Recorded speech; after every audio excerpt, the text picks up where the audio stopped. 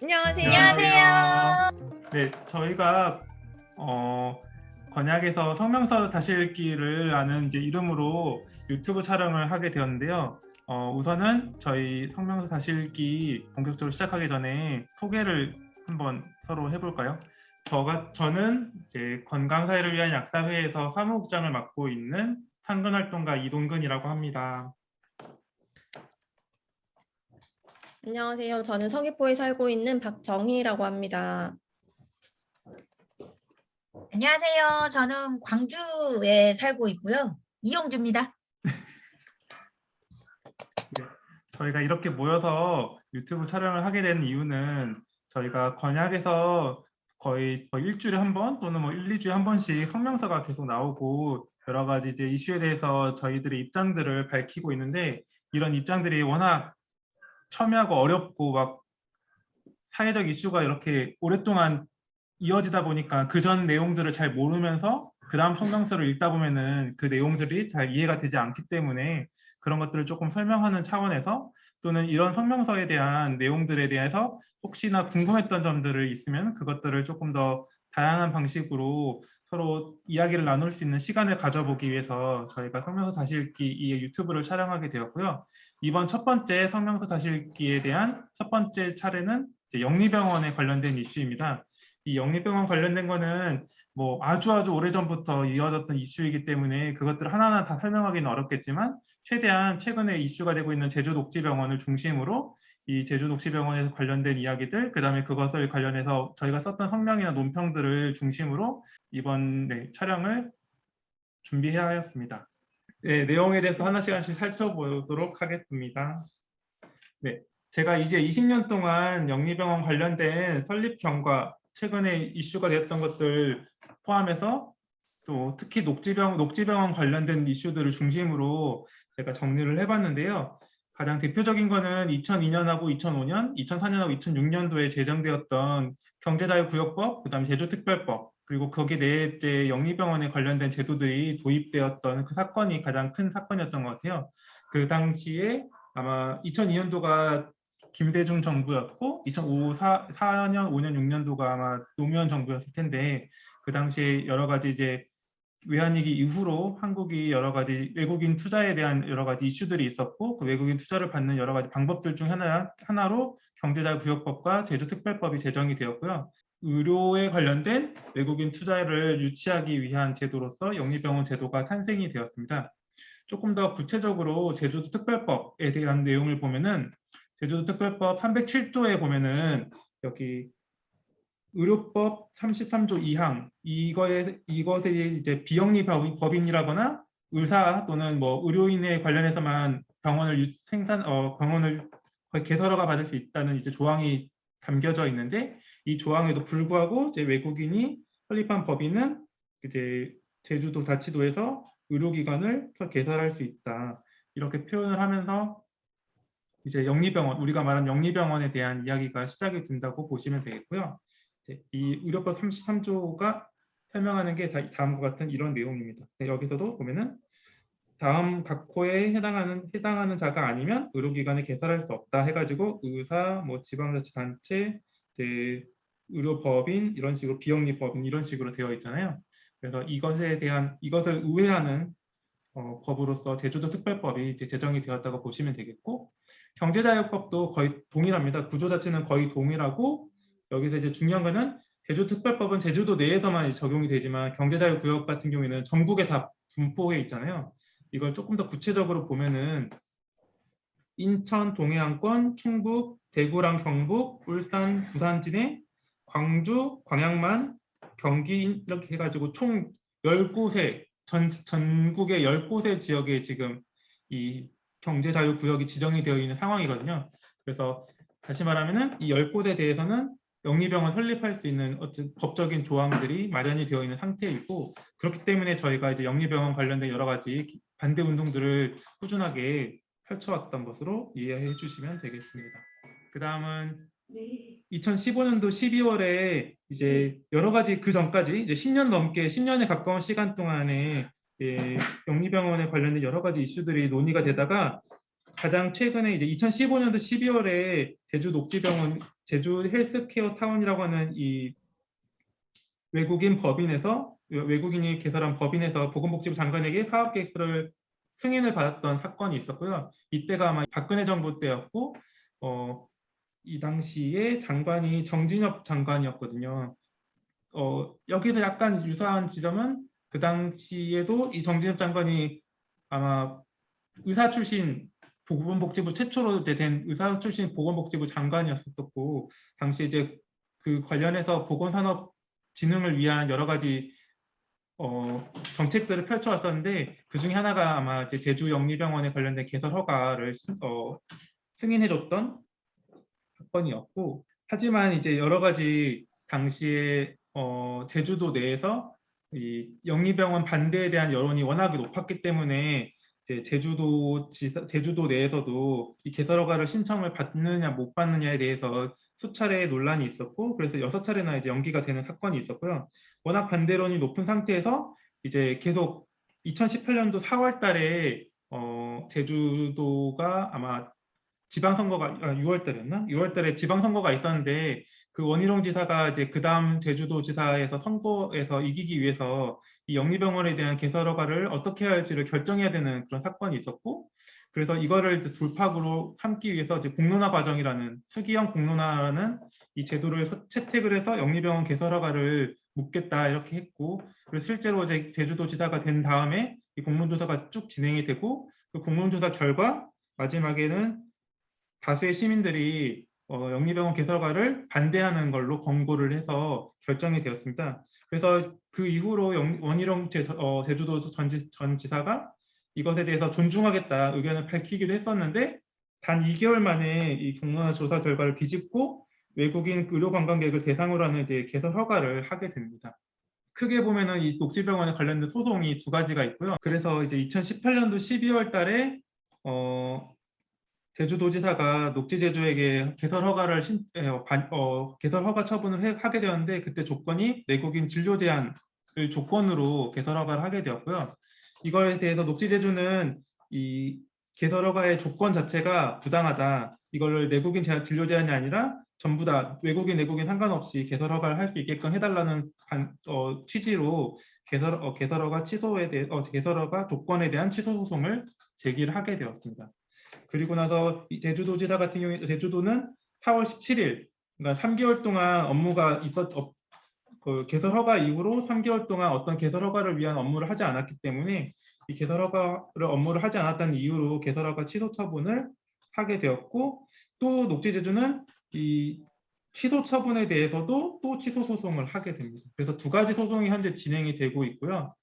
여기서 뒤에 있는 이 취소 소송이 선결이 돼야지 이 내국인 진료 제한이 해결이 되기 때문에 우선은 법원에서는 이 취소 소송을 먼저 시작하게 됩니다. 그래서 이것들을 가지고 지금 1심, 2심, 3심이 이루어졌고요.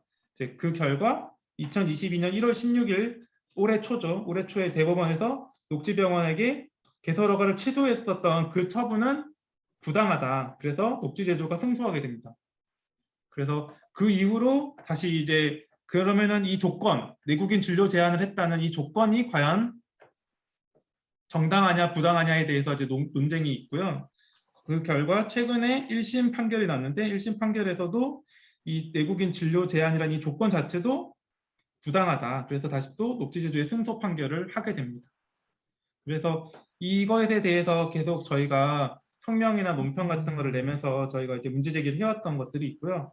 그래서 1월 16일 같은 경우에는 대법원 승소했던 것에 대해서 성명을 하나 냈었고 그 다음에 최근에 제주지법에서 나오는 내국인 진료 제한이 이제 위법하다는 이 소송에 대해서도 저희가 성명을 냈고 그 다음에 가장 최근에는 그 보건의료정책심의위원회라고 이제 그 제주도 내에서 외국인들에게 영리병원에 대한 개설 허가를 승인하는 이 보건의료정책심의위원회에서 다시 이 녹지국제병원의 개설 허가를 취소하는 것으로 이제 가결을 했는데 여기에 대해서도 저희가 최근에 논평을 낸 바가 있습니다. 그래서 이렇게 세 가지 성명과 논평이 현재 저희가 이제 있고요. 그것에 대해서 간단하게만 한번 짚어보도록 하겠습니다. 그래서 1월 18일에 있었던 이게 대법원을 규탄하는 성명이었고요.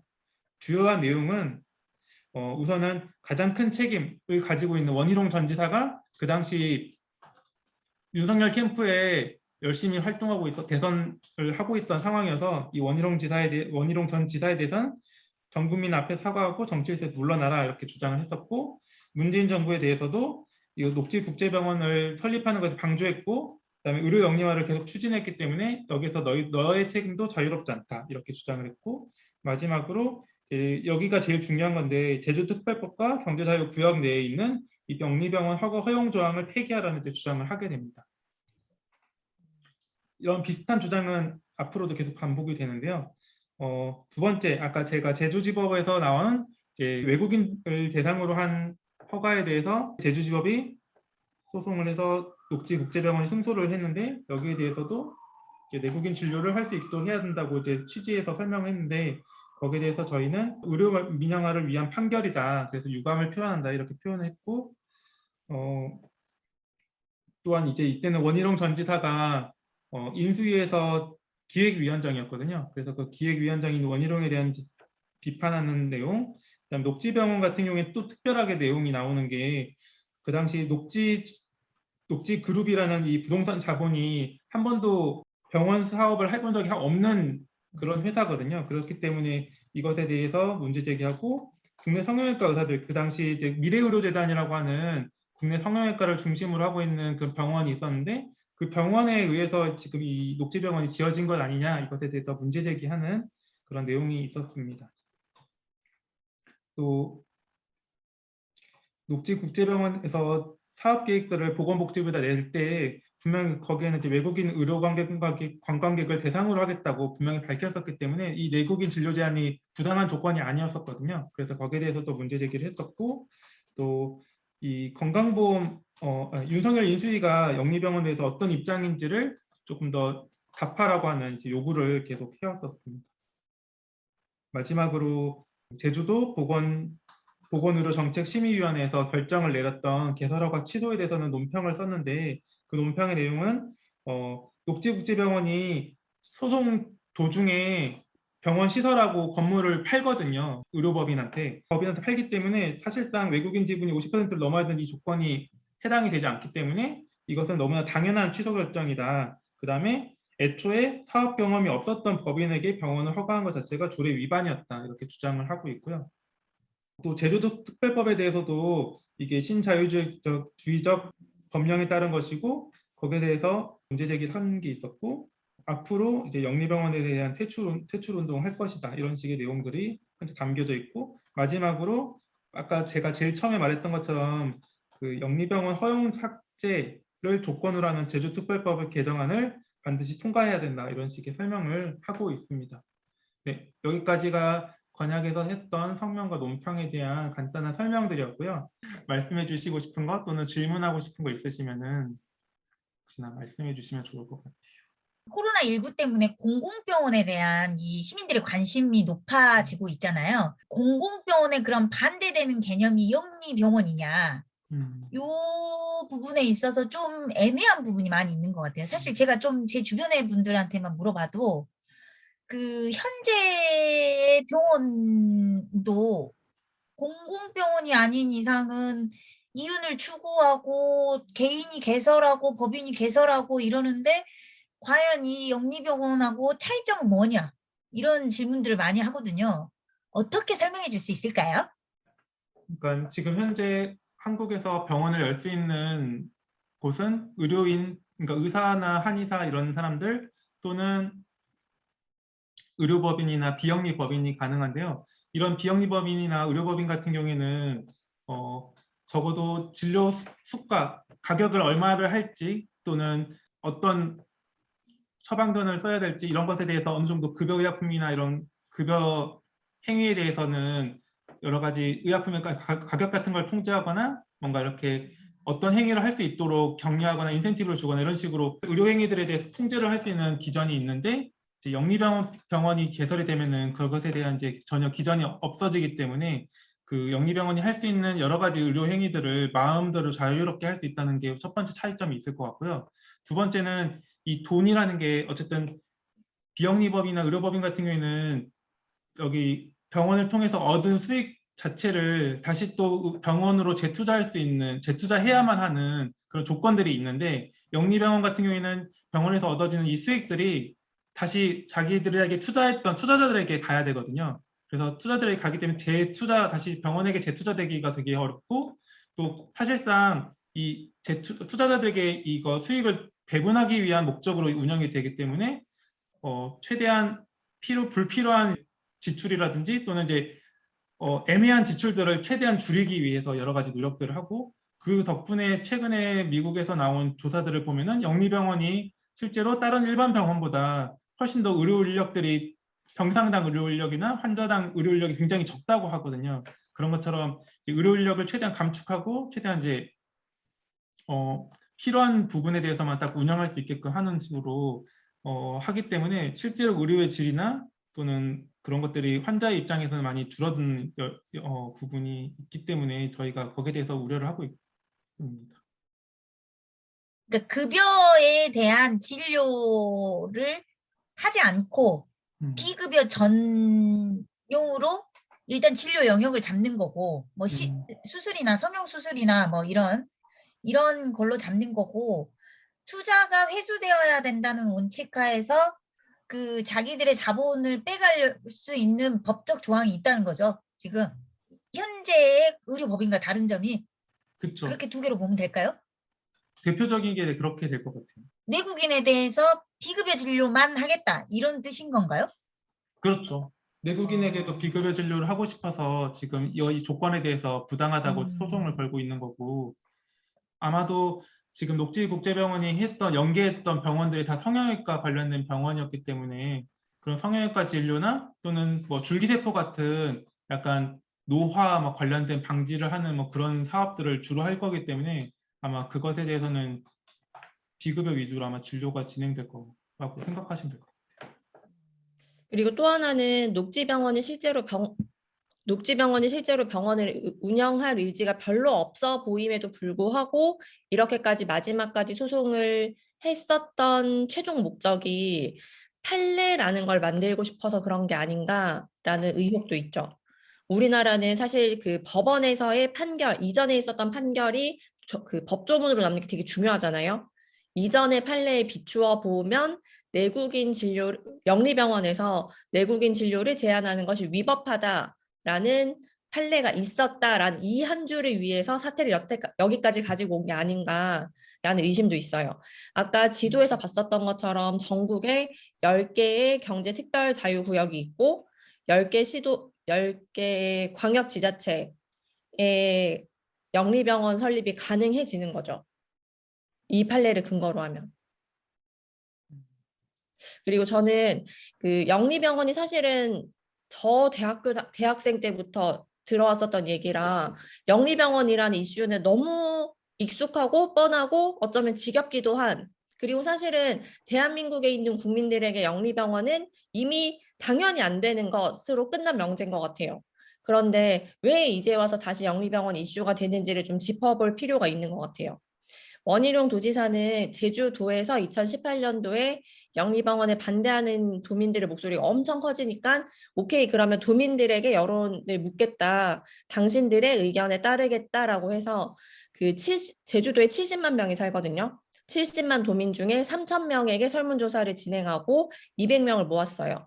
이게 그 수기 민주주의라는 과정이었던 건데 200명을 한 군데 다 모아서 찬성하는 사람들의 의견도 듣고 하루 종일, 반대하는 사람들의 의견도 듣고 하루 종일, 여기 모여있는 200명은 진짜 각계각층의 그 성별과 연령대가 다양한 직업을 가진 사람들이 모여있는 거예요. 그래서 이 사람들이 찬성하는 쪽의 의견을 듣고 자기 생각이 어떻게 변했는지를 같이 토론하고, 반대하는 사람들의 의견을 듣고 자기 생각이 어떻게 변했는지를 토론하고, 이런 과정을 거쳤는데 여기에서 그 영리병원을 허용해줘야 된다라고 얘기하는 사람들의 큰 근거 중에 하나는 뭐였냐면, 이미 제주도에서 이거를 승인을 해줬기 때문에 이제 와서 허가 취소를 하면 녹지병원 측에서 제주도에 소송을 걸었을 때 제주도에 있는 도 예산으로 그 소송 비용을 다 물어줘야 된다. 그러면 안 그래도 돈 없는 제주도에 이 비용을 다 물어주고 나서 정작 우리가 쓸 돈은 없어진다라는 걸 거의 협박조로 얘기를 했었대요. 근데 그럼에도 불구하고 당시에 모여있던 제주도민들은 그거를 우리가 물어주는 한이 있더라도 제주도의 영리병원이 절대 안 된다라고 결정을 내렸었거든요. 그럼에도 불구하고 원희룡 도지사는 이 결정을 받아들이지 않고 영리병원을 허용했는데 저는 이랬던 경험을 윤석열 정부에서 다시 가져올 수 있을 것 같아요. 영리병원이라든지 지금 이제 민영화, 전기 민영화 얘기들이 나오는데 이런 국민들의 반발이 엄청나게 큰 사안에 대해서 공론의 장을 만들겠다. 여러분들끼리 얘기해 보시라 라고 얘기를 하고 던져놓은 다음에 결국은 자기들 맘대로 하는 이렇게 할 가능성도 있다고 보는데 그러면 우리는 이전에 제주도의 영리병원의 경험을 살려서 영리병원 이 사태 이랬던 경험을 살려서 혹시나 그런 일이 다시 생겼을 때 시민사회는 혹은 영리병원이 안 된다고 생각하는 건강한 시민은 전기 민영화가 안 된다고 생각하는 건강한 시민은 어떤 입장을 취할 거냐라는 고민을 하나 해봐야 될 것 같아요. 법이 좀 뭔가 맹점이 있는 거 아닐까요? 이게 지금 이렇게 계속 소송을 걸고 취소하고 다시 판결을 하고 이러는 과정을 보면 뭔가 이 그 의료법과 경제자유구역법이라고 하는 어떤 해석상의 이견이 있기 때문이 아닌가. 그런 그 독소 조항을 찾아내서 그 법을 바꿔야 되는 게 아닌가 그런 생각이 좀 드는데요. 동의하고요. 그리고 또 하나 저는 법원의 문제도 상당히 크다고 생각을 하는데요. 그 녹지병원 쪽에서 내국인 진료를 제한하는 게 위법하다라고 얘기를 했었던 근거는 뭐냐면 병원은 모든 사람들을 환자를 제한하지 않고 모든 사람을 다 치료해야 되잖아요.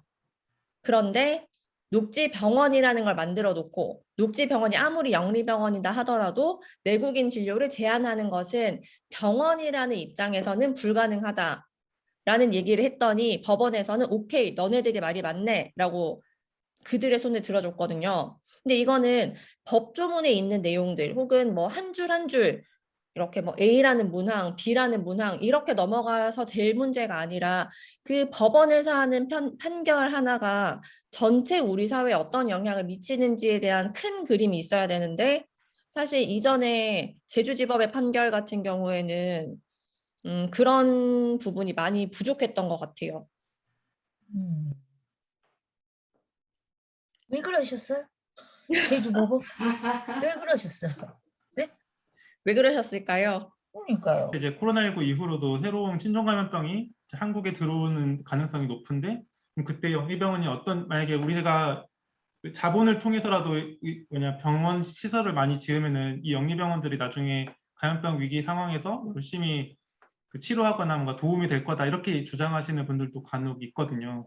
근데 실제 외국에서 영리병원이 있는 나라에서 그 코로나19 때 영리병원이 얼마나 잘 이렇게 의료 활용이 잘 되었는지 이렇게 살펴보면은 첫 번째 외국에 있는 영리병원의 특징들이 응급의료 시설이 없었던 거예요. 영리병원에는. 영리병원은 굳이 응급의료에 관련된 시설이나 의료 인력을 갖출 필요가 없었기 때문에 다 비응급의료나 비응급 수술만 했었기 때문에 그런 것들 때문에 실제로 코로나19 환자들이 특히 보통 영리병원이 큰 병원이라고 치면은 큰 병원에 이제 코로나19 환자들이 오려면 중환자들이 많이 와야 되는데 그런 중환자들의 병상을 확보하거나 그들에게 감염병 뭐 이렇게 음압 시설을 만들어 가지고 거기다가 병실을 마련해서 뭐 의료 인력을 투자할 그런 여력도 없었고 또 실제로 코로나19 상황에서 영리병원에 사람들이 자꾸 모이고 사람들이 자꾸 감염이 되니까 영리병원을 폐쇄하는 경우도 되게 많았거든요. 국가별로. 근데 오히려 그 폐쇄를 했을 때 폐쇄에 따른 이제 보상을 엄청난 금액을 요구를 해서 실제로 코로나19 위기에 도움은 하나도 안 되고 실제로 그런 보상에 대한 지출만 엄청나게 증가하는 사례들도 되게 많았다고 하더라고요. 그래서 지금 현재 이렇게 코로나19 관련된 감염병 위기가 있는 상황에서 이런 영리병원에 관련된 법원 판결이 이렇게 나는 것 자체가 사실은 매우 납득하기가 힘든 그런 조건이 있는 것 같아요. 제주도는 공공병원이 많이 있나요?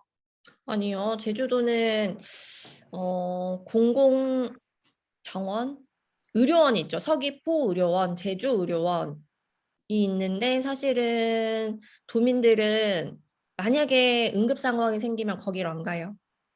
그렇겠죠. 제주대학병원이나 뭐 이런 데 가겠죠. 한라 이 병원인가? 이런데. 아니 근데 이제 그 어떤 대안적인 차원에서 이런 녹지국제병원 같은 경우에 사실 시설을 확보해 놓고 제대로 이용하지 못하는 거잖아요. 아까 제주도민들이 그 돈을 물어줘야 하는 걱정을 할 정도로 뭐 그런 위협을 느꼈다면 사실 저 같으면 제주도의 공공병원으로 만들어라, 녹지국제병원을. 차라리 제주도가 사서 이걸 국제병원으로 만들지 말고 공공병원으로 만들자. 이런 논의를 좀 했으면 더 건설적이지 않았을까 이런 생각이 살짝. 맞아요. 실제로 그런 주장들이 있었고, 그래서 원희룡 도지사나 문재인 정부가 이 논의에서 자유롭지 못하다고 저는 생각해요.